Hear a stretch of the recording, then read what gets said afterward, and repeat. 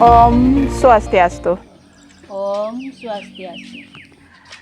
Umat Sedharma dimanapun berada, berjumpa kembali dengan saya Niwayan Purnamasari dalam program Taksu, Tutur Agama dan Kerukunan melalui Suluh Umat.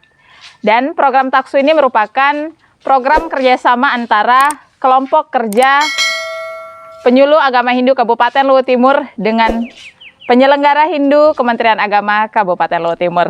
Dan pada kesempatan yang sangat berbahagia ini, saya telah kedatangan seorang narasumber yang tentunya berasal dari penyuluh agama Hindu Kabupaten Luwu Timur. Langsung saja yang perkenalkan, beliau adalah Nimade Saryasih SAG.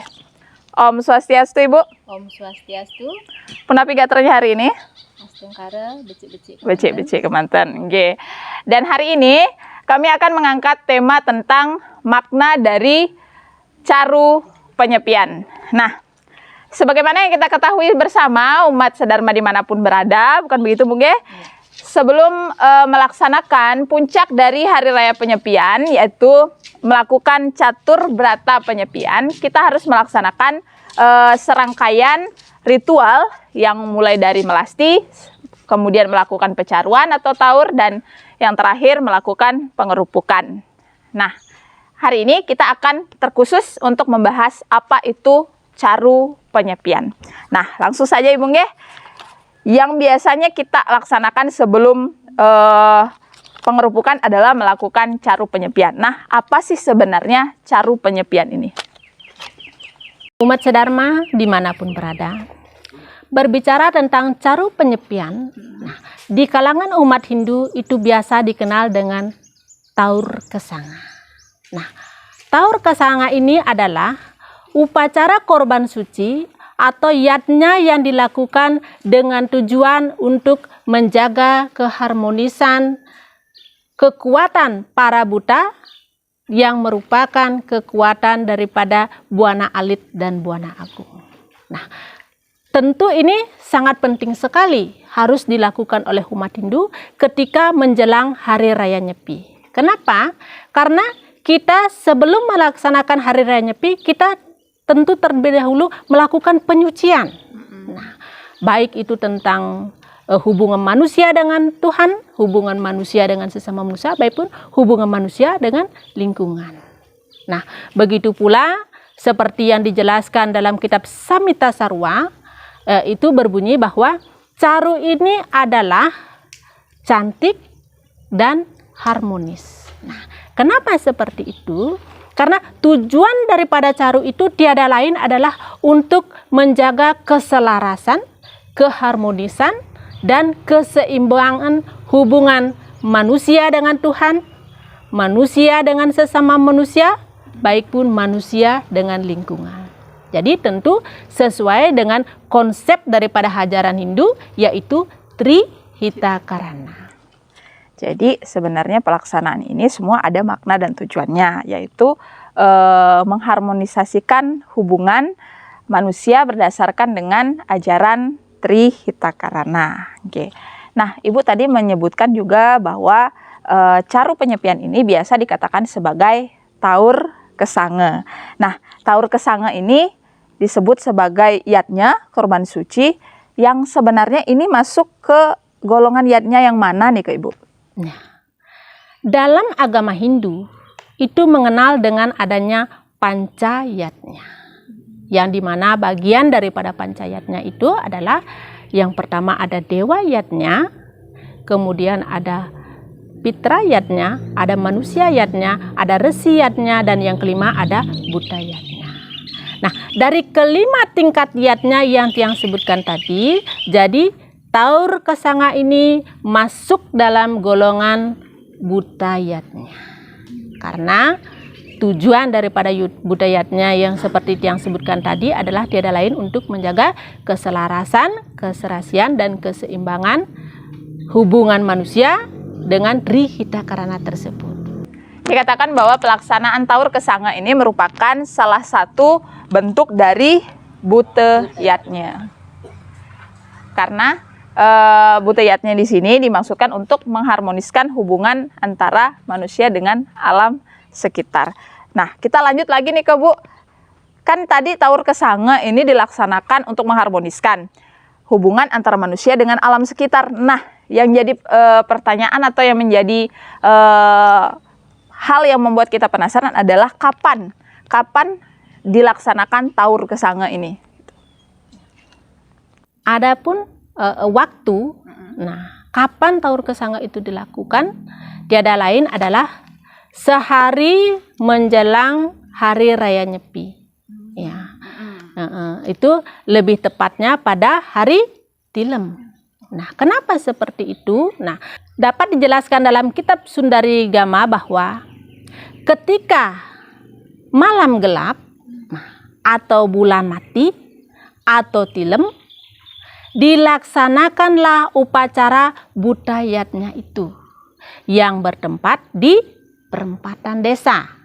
Nah, jadi itu dijelaskan dalam kitab Sundari Gama. Kemudian waktunya, kapan? Waktu daripada pelaksanaan Taur Kesange itu adalah tepat pada pukul 12 siang. Nah, itu kalau Taur Kesange yang dilakukan di perempatan desa. Kemudian Taur Kesange tingkat nista yang dilakukan di rumah tangga masing-masing umat Hindu itu dilakukan tepat pada pertemuan waktu antara siang dan malam, nah atau biasa disebut dengan sandikala. Jadi di situ umat Hindu melakukan upacara Taur Kesange sebelum upacara pengerupukan dimulai. Jadi waktunya dapat yang simpulkan tadi bahwa waktu pelaksanaannya sendiri adalah untuk Taur Kesangenya di desa itu dilaksanakan pada pukul 12 siang, dan untuk caru di tingkat niste yang dilaksanakan di suang-suang atau di rumah masing-masing itu dilaksanakan pada sandikala atau pertemuan antara siang dan malam.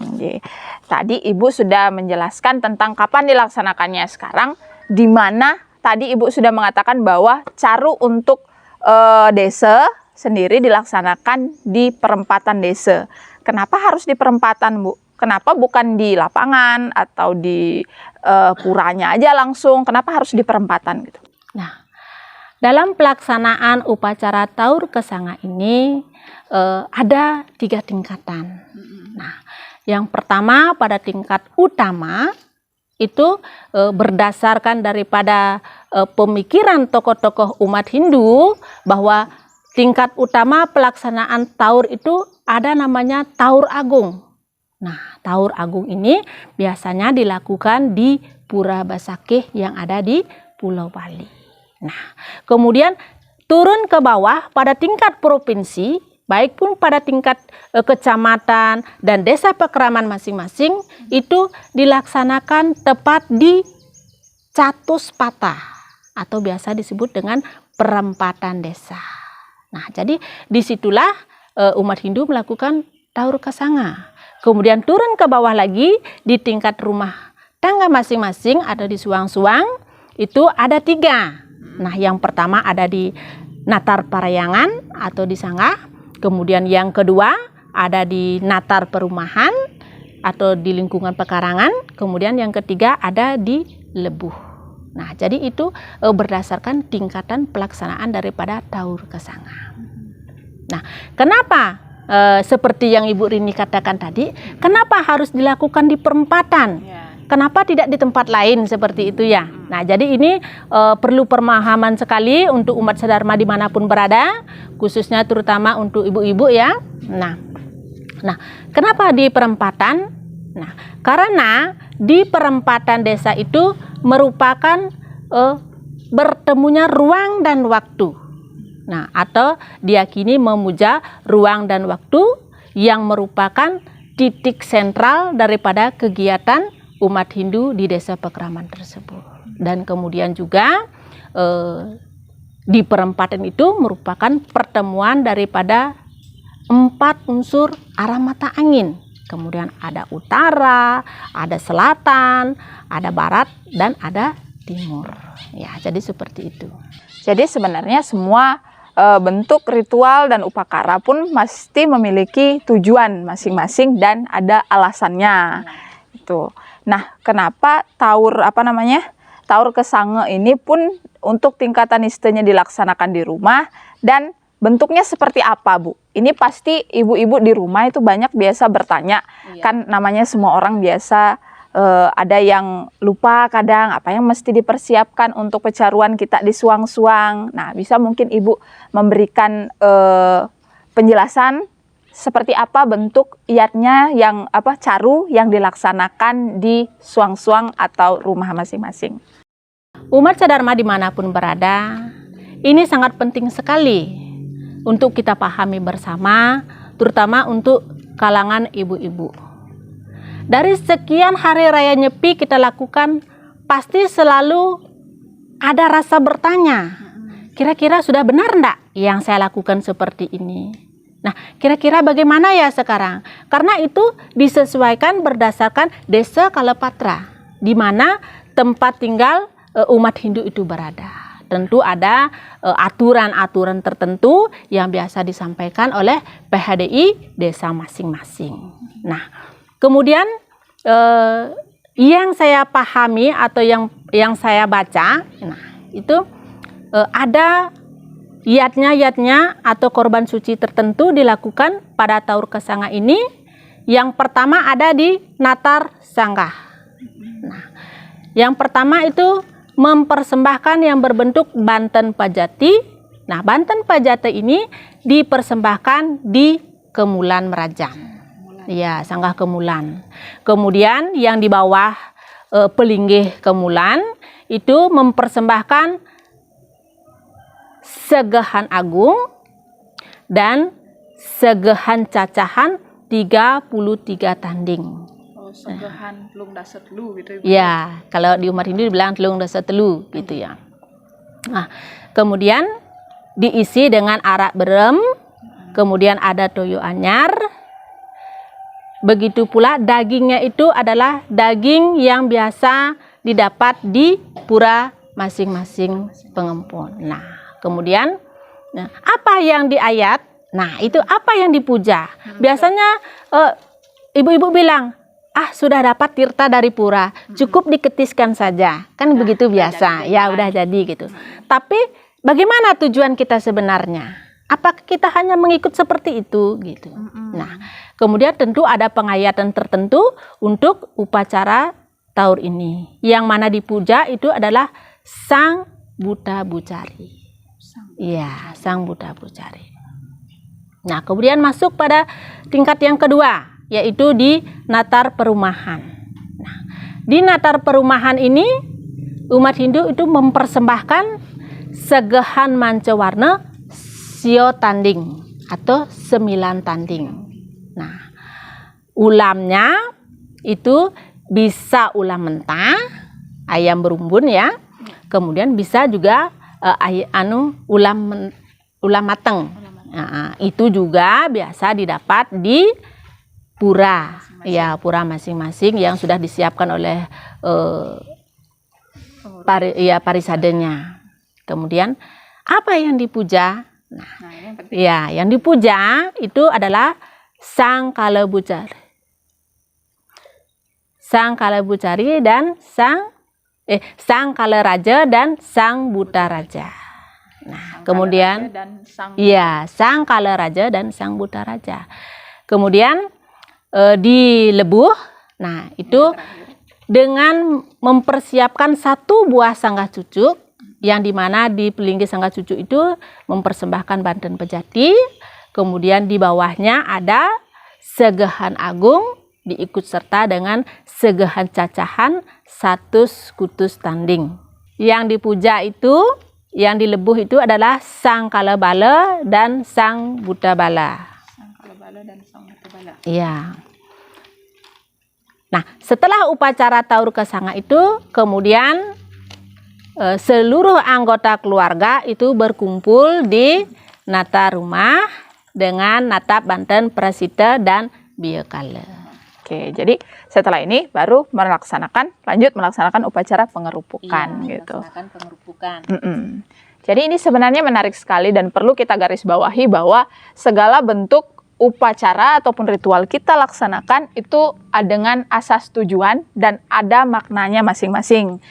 Sehingga kita melaksanakannya lebih langsung pada apa yang hendak kita tujukan. Jadi kita betul-betul beracuan dengan kitab suci dan beracuan sekali lagi untuk ritual dan upakara kembali lagi berdasarkan desa, kala, patra di tempat ataupun tempat tinggal umat sedharma masing-masing. Jadi, wah menarik sekali Bu. Suksema sekali karena pengetahuan ini justru sangat-sangat kami butuhkan. Umat sedharma di rumah pasti sangat-sangat penasaran sebenarnya. Bisa menjadi acuan ya, tidak seperti gugon tuon. Nah, nak mula gitu. Ya, mudah-mudahan dengan adanya ini bisa menjadi acuan, terutama untuk ibu-ibu. Ya, terutama ibu-ibu di rumah. Oke.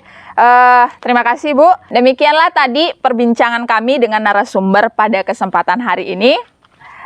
Kami ucapkan terima kasih kepada Ibu Made Saryasih yang telah meluangkan waktunya pada kesempatan hari ini. Tak lupa pula kami ucapkan terima kasih kepada seluruh umat Hindu yang terus mendukung acara Taksu ini. Semoga acara Taksu kedepannya dapat menjadi acuan yang lebih baik untuk memberikan pengetahuan-pengetahuan seputar agama Hindu. Dan sekali lagi, jangan lupa untuk like, comment, share, dan juga subscribe channel YouTube terbaru kami, Hindulu Team. Kami tutup dengan ucapan Pramasanti. Om Santi Santi Astungkara ring sejeroning umat Hindu Dharma sebali dawak titiang druaning sampun ngardiang tembang puniki maka kirang langkung